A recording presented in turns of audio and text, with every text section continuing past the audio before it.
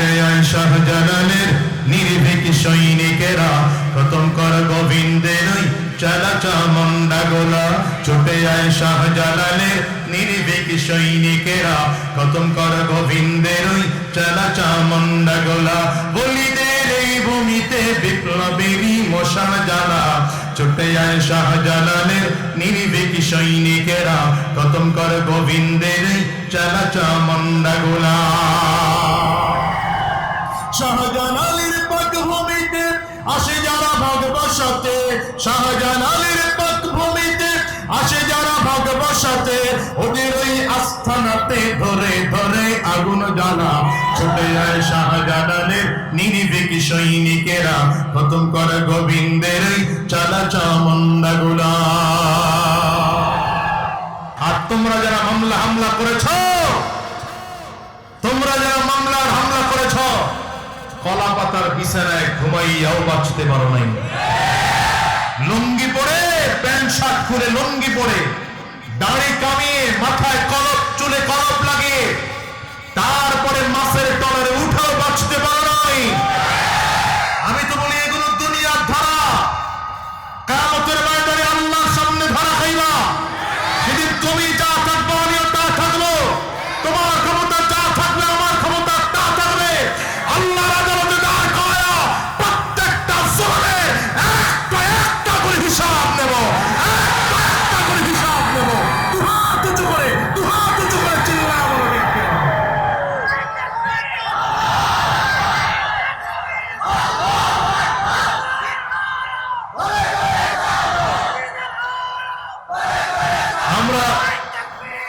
আমরা তখন রাজপথে ছিলাম, ময়দানে ছিলাম, এখনো ময়দানে আছি। আমরা তখনো পালাই নাই, এখনো পালাচ্ছি না, ভবিষ্যতেও পালাবো না ইনশাআল্লাহ। কিন্তু যারা বলেছিল পালাবো না, তারা এখন কোথায়? কথা পায় না। বিসমিল্লাহির রাহমানির রাহিম। ওয়ালাউ আন্না আহলাল কুরা আমানু ওয়াত্তাকাউ লাফাতাহনা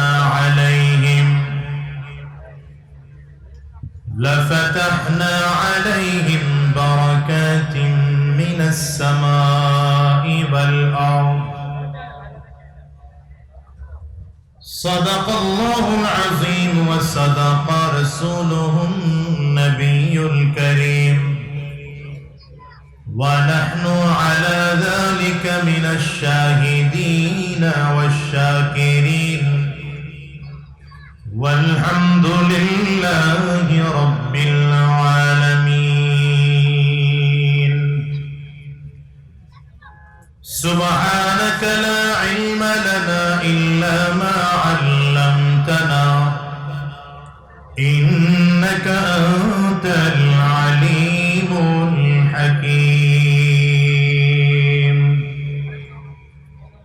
رب اشرح لي صدري ويسر لي أمري واحلل عقدة من لساني يفقه قولي. খিদমতুল কোরআন আদর্শ মাদ্রাসা ও ব্যবসায়ীদের উদ্যোগে আয়োজিত আজকের এই পঞ্চম বার্ষিক ওয়াজ মাহফিলের মুহতারাম সম্মানিত সভাপতি, সম্মানিত প্রধান অতিথি, দেশের লক্ষ কোটি মানুষের প্রাণ প্রিয় ব্যক্তিত্ব, এদেশের যুবকদের আইডল হযরতুল আল্লামা হাফিজুর রহমান সিদ্দিক কুয়াকাটা হুজুর দামাত বারাকাতুহুল আলিয়া, উপস্থিত অন্যান্য হযরত উলামায়ে কেরাম, সম্মুখপানে সমবেত দিন প্রিয়, ইসলাম প্রিয়, দিনদার ইমানদার মুমিন মুসলমান মর্দে মুজাহিদ ভাইরা, মুরব্বী বাবাজিরা, যুবক বন্ধুরা, কুচি কাঁচা মাসুম বাচ্চারা, পর্দার অন্তরালে অবস্থানরত সম্মানিতা শ্রদ্ধেয়া মা ও বোনেরা, আল্লাহ পাকের শুকর যে আল্লাহ তাআলা আপনাকে আমাকে অত্যন্ত দয়া করে, মায়া করে, মহব্বত করে, ভালোবেসে আজকের এই কোরআনী মজলিসে, জান্নাতি বাগানে, ইমানদারদের মজলিসে, আল্লাহ ওয়ালাদের মজলিসে, বিশেষ করে আল্লাহ পাকের যাকিরিন ও শাকিরিন বান্দাদের মজলিসে, যে রব্বে করিম, মওলাই করিম আপনাকে আমাকে আসার বসার তৌফিক দান করেছেন, সে মহান রব্বুল ইজ্জত ওয়াল জালালের দরবারে শুকর আদায় করি। আমরা সকলেই জবান খুলে আওয়াজ দিয়ে চিৎকার করে জোরে সোরে বলি আলহামদুলিল্লাহ।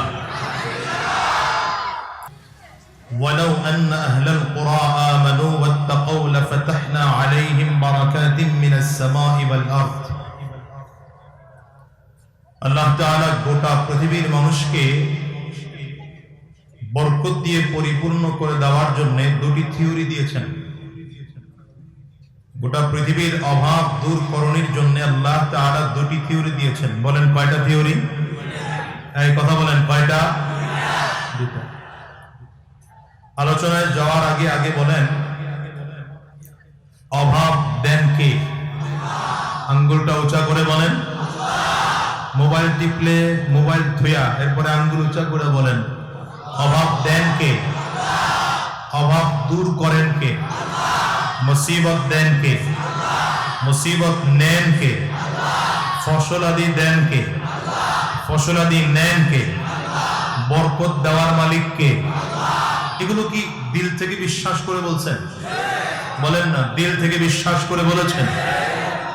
যদি দিল থেকে বিশ্বাস করেন তাহলে আমার সামনে কথা বলা সহজ। গোটা বাংলাদেশে আজ একের পর এক অভাব। কি পরিমাণ অভাব! দীর্ঘ 53 বছর আমরা শুধু ডিজিটাল ডিজিটাল ডিজিটাল বানানোর গল্প শুনেছি, কথা বলে না?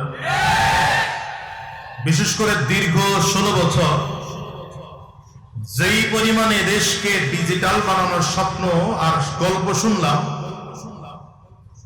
তাতে এতদিনে দেশ স্বর্ণ দিয়ে রাস্তা হয়ে যাওয়ার কথা। বুঝেন নেই? স্বর্ণ দিয়ে হবে তো দূরের কথা, গাড়ি চলার মতো রাস্তা এখনো পর্যন্ত বাংলাদেশে তৈরি হয়নি। এত স্বপ্ন দেখলাম, গল্প শুনেছি এতদিন, দেশ মধ্য আয়ের দেশে চলে যাবে, দেশ অমুক অমুক জায়গায় এত কিছু হবে। সর্বশেষ আমরা এই দেখলাম যে দেশটা দুর্নীতিতে 5 বার চ্যাম্পিয়ন হয়েছে। অভাব কেন দূর করা যায়নি বলেন তো? এদেশের মানুষদেরকে এখনো কেন মধ্যম আয়ের জায়গায় পৌঁছানো যায়নি? এদেশের এখনো লক্ষ কোটি যুবক বেকার। অবশ্য আপনারা এই কথাগুলো আমাদের হুজুরদের কাছ থেকে শুনতে চান না। আমি বলতেছি এই জন্যে, যেহেতু আমি হুজুরের পাশাপাশি জনপ্রতিনিধি, কিছুটা জনগণের সাথে মিশার সুযোগ আছে। সেই জায়গা থেকে বলছি, এই দেশে এখনো লক্ষ কোটি যুবক বেকার আছে। এই বেকার যুবকদের কর্মসংস্থান করার জন্য আমাদের সরকার বিগত দিনে কি তাদের উদ্যোগ ছিল বলেন? সর্বশেষ ঘটনা এই হলো, 53 বছর পরে আমার স্কুল, কলেজ, ইউনিভার্সিটির ছাত্ররা বৈষম্য বিরোধী আন্দোলনে রাজপথে নামতে বাধ্য হলো। এর মূল কারণ কোথায় জানেন? এর মূল কারণ, এই 53 বছর কোরআন দিয়ে এদেশ শাসন করা হয়নি। এদেশ ইসলামের পদ্ধতি অনুযায়ী শাসন করা হয়নি। এদেশের শাসন ক্ষমতা এখনো আলেম, কোন দাড়িওয়ালা, টুপিওয়ালা, জুব্বাওয়ালা, তাকওয়াওয়ান মানুষ এদেশের ক্ষমতায় ছিল না। 2-4 জন দাড়িওয়ালা ছিল, ক্ষমতা শেষে পালানোর জন্য দাড়ি কামাইয়া চুলে কলম লাগাই দিয়েছে। এদের দাড়ি কি স্থায়ী না অস্থায়ী? এদের দাড়ি আল্লাহর ভয়ে না জনগণের ভয়ে? জনগণ যতদিন পক্ষে ছিল ততদিন দাড়ি ছিল, যখন জনগণ বিপক্ষে চলে গেছে এখন দাড়ি বিপক্ষে চলে গেছে। অথচ আমরা হুজুররা তো আলহামদুলিল্লাহ তখনও মুখে দাঁড়িয়ে এখনো দাঁড়িয়ে আছে, তখনও মাথায় টুপি ছিল এখনো মাথায় টুপি আছে, তখনও সুন্নতি পোশাক ছিল এখনো সুন্নতি পোশাক আছে, তখনও জোর গলায় কথা বলতাম এখনো জোর গলায় কথা বলি। হ্যাঁ, মামলা দিয়েছে, আমাদের হামলা করেছে, কাকে মামলা দেয়নি বলেন? এদেশের আলেমদেরকে কাকে মামলা দেয়নি আপনি বলেন? এই যে মাদারীনগর মাদ্রাসার আমার উস্তাদ, মাদারীনগর মাদ্রাসার নায়েবে মুহতামিম আল্লামা আলী আকবর সাহেব দামাত বারাকাতুহুল আলিয়া, হুজুরের বিরুদ্ধে মামলা দেওয়া হলো, তিনি নাকি রমনা বটমূলে হামলা করেছেন। আমরা একদিন হুজুরকে প্রশ্ন করলাম, হুজুর আপনি ওখানে গেলেন কেন? হুজুর বলে, গেলাম কই, আমি তো রমনা বটমূল চিনি না। দেওয়া হয়েছে মামলা। আল্লামা দিলাওয়ার হোসেন সাইদি সাহেবের বিরুদ্ধে মামলা দেওয়া হলো। কি মামলা? তিনি ৭১-এ নারী নির্যাতন করেছেন। আরো আস্তে কর, নাউজুবিল্লাহ, আগামী বছর নাউজুবিল্লাহ করেন নাকি? আল্লামা মামুনুল হক সাহেবের বিরুদ্ধে মামলা দেওয়া হলো, তিনি ধর্ষণ করেছেন। হ্যাঁ, আল্লামা খালিদ সাইফুল্লাহ আইয়ুবীর বিরুদ্ধে মামলা দেওয়া হলো, তিনি গুলিস্তানে ককটেল নিক্ষেপ করেছেন। কুয়াকাটার হুজুর মাওলানা হাফিজুর রহমান সিদ্দিকী সাহেবের বিরুদ্ধে মামলা দেওয়া হলো, তিনি নাকি ইহসান গ্রুপের লক্ষ কোটি টাকা আত্মসাৎ করেছেন। পীর সাহেব চরমনাইয়ের বিরুদ্ধে মামলা দেওয়া হলো, তিনি নাকি 10,000 টাকার পকেট মারছেন।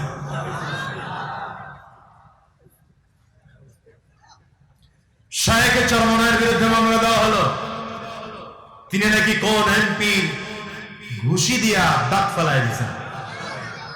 আমি নগণ্য, আমার বিরুদ্ধে 2 মামলা, একটু আগে কথা বললাম, আগামী 3 তারিখে 1 মামলার হাজিরা দিতে হবে। কি মামলা দেওয়া হলো? কার গাছ নাকি কেটে আমার বাড়ি নিয়ে আসছে।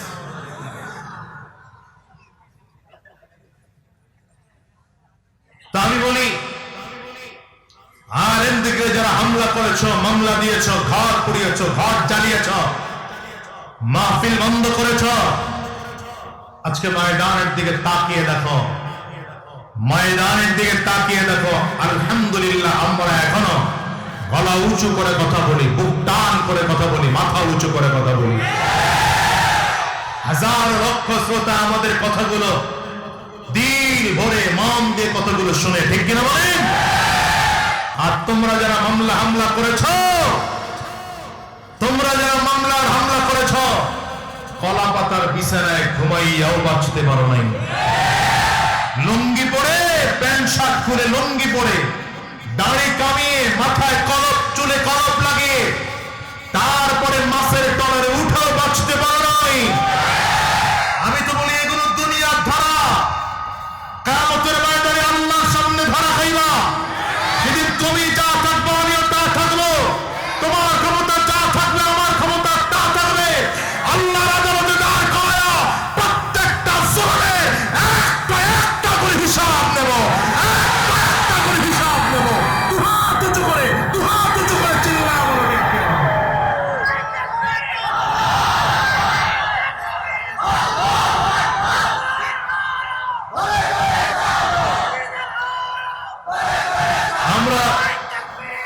আমরা তখনো রাজপথে ছিলাম, ময়দানে ছিলাম, এখনো ময়দানে আছি।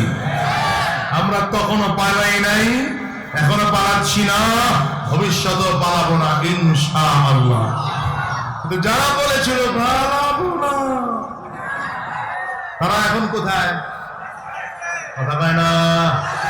তারা এখন কোথায়? ছুটে আয় শাহজালালের নির্ভীক সৈনিকেরা, খতম কর গোবিন্দের ওই চালা চামুন্ডা গোলা। ছুটে আয় শাহজালালের নির্ভীক সৈনিকেরা, খতম কর গোবিন্দের ওই চালা চামুন্ডা গোলা। বলিদের এই ভূমিতে বিপ্লবেরই মশাল জ্বালা। ছুটে আয় শাহজালালের নির্ভীক সৈনিকেরা, খতম কর গোবিন্দের ওই চালা চামুন্ডা গোলা। শাহজালালের পাকভূমিতে আসে যারা ভাগ বসাতে, শাহজালালের পাকভূমিতে আসে যারা আস্থানাতে ধরে ধরে আগুন জ্বালা, ছুটে যায় শাহজালালের নির্ভীক সৈনিকেরা, খতম করে গোবিন্দের চালা চামুন্ডা গুলা।